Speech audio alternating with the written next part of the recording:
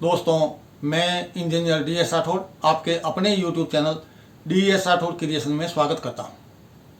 आओ ज्योतिष सीखें, इस सीरीज का आज ये चौथा एपिसोड है और इस एपिसोड में हम सीखेंगे ग्रहों के कारकत्व व उनके स्वभाव के बारे में।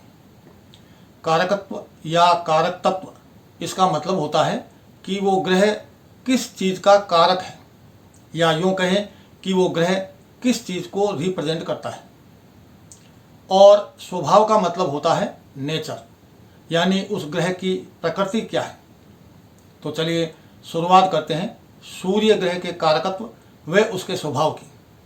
दोस्तों, सूर्य ग्रह के कारकत्व हैं राजा, पिता, राजनीति, मेडिकल साइंस, हृदय, पेट, हड्डियाँ, दाहिनी आंख इत्यादि।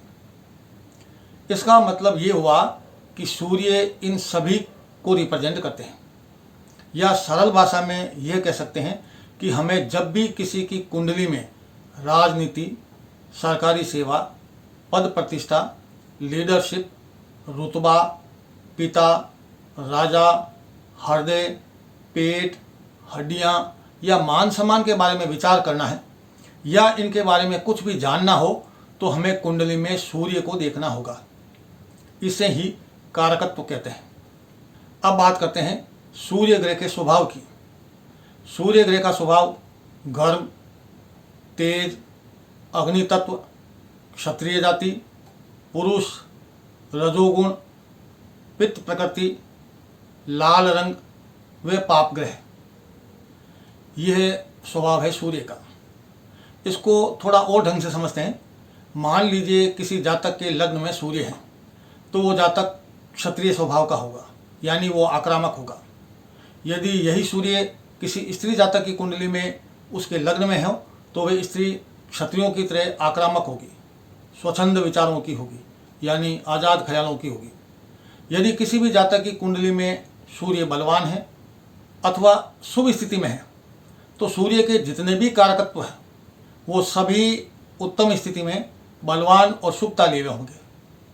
यानी पिता, राजा, राजनीति, सरकारी सेवा, हृदय, हड्डियाँ, पेट इत्यादि सभी कारकत्व अच्छी स्थिति में बलवान होंगे और शुभ स्थिति में होंगे। वहीं यदि कुंडली में सूर्य खराब है या अशुभ है, तो सूर्य के जितने भी कारकत्व हैं वो सभी खराब स्थिति में होंगे, निर्बल होंगे, अशुभता लिए हुए होंगे।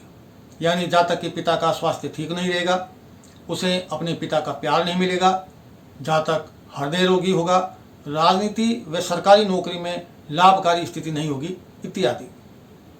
इन उदाहरणों से मुझे उम्मीद है कि आप ग्रहों के कारकत्व व स्वभाव के बारे में समझ गए होंगे। अब तक हमने सूर्य के कारकत्व व स्वभाव के बारे में जाना है। अब हम चंद्रमा के कारकत्व व उसके स्वभाव के बारे में जानते हैं। दोस्तों, चंद्रमा मन, माता, मानसिक स्थिति, मनोबल, धन संपत्ति, बाईं आँख, छाती, दिमाग या दिमागी परेशानियां यानी मेंटल प्रॉब्लम्स, और महिलाओं में मासिक चक्र यानी पीरियड्स या मेंस्ट्रुएशन का कारक ग्रह है।